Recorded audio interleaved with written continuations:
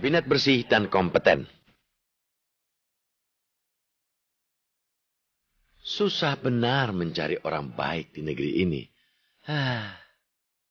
Untuk mendapatkan figur seperti itu, kita ibarat mencari jarum jatuh di tumpukan jerami. Pengalaman Presiden ke-7 Republik Indonesia Joko Widodo dalam memilih calon menteri menjadi fakta paling telanjang betapa krisis orang baik tengah melanda Indonesia. Jokowi telah menyerahkan daftar berisi 43 nama calon menteri kepada Pusat Pelaporan dan Analisis Transaksi Keuangan atau PPATK serta Komisi Pemberantasan Korupsi atau KPK. Dari 43 nama calon itu, sebanyak 15 orang dinyatakan KPK beraport merah dan kuning.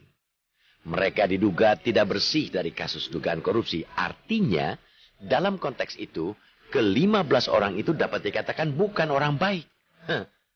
8 dari mereka bahkan diduga keras dapat menjadi tersangka kasus dugaan korupsi dalam kurun 2 hingga 3 bulan jika Jokowi jadi memilih mereka sebagai anggota kabinet pemerintahan mendatang.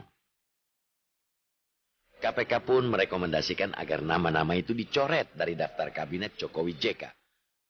Untunglah Jokowi tidak sekadar basa-basi dalam melibatkan PPATK dan KPK dalam proses seleksi anggota kabinet pemerintahan Jokowi JK 2014-2019.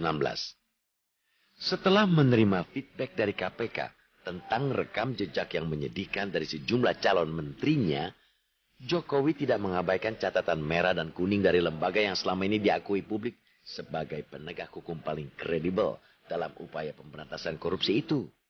Lebih bagus lagi, Jokowi juga mengambil langkah berani, yakni dengan cepat mengganti nama-nama yang tidak lolos rekam jejak sebagai orang baik dari hasil penelusuran KPK. Karena itu, sangat dipahami jika Jokowi kemudian menunda pengumuman komposisi kabinet kepada publik. Dengan langkah itu, rusaknya kredibilitas kabinet Jokowi JK akibat para anggotanya terlibat korupsi dapat dihindari. Lebih baik menunda pengumuman nama-nama menteri demi mendapatkan kabinet yang bersih daripada tergesa-gesa mengumumkannya, tetapi belum apa-apa, kabinet tidak diterima publik, dicap korup. Apalagi kabinet sangat ditunggu-tunggu pasar. Kabinet yang diisi mereka yang beberapa diantaranya diindikasikan terlibat korupsi, Jokowi memahami betul bahwa kabinetnya ialah kabinet kerja yang salah satu pekerjaan besarnya ialah memberantas korupsi di negeri ini. Sangatlah muskil melakukan kerja bersih-bersih jika sapunya sendiri kotor dengan lumpur korupsi. Karena itu, kita sepenuhnya mendukung langkah Jokowi untuk memastikan integritas para pembantunya. Kita bahkan mengapresiasi langkah itu karena Jokowi justru telah melahirkan tradisi baru dalam menjamin kebersihan para pembantu presiden dan wakil presiden.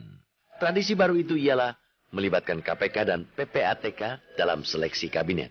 Kita mendorong tradisi itu diteruskan dan dijadikan pakem politik dalam pemilihan calon menteri atau calon pejabat publik di masa-masa mendatang.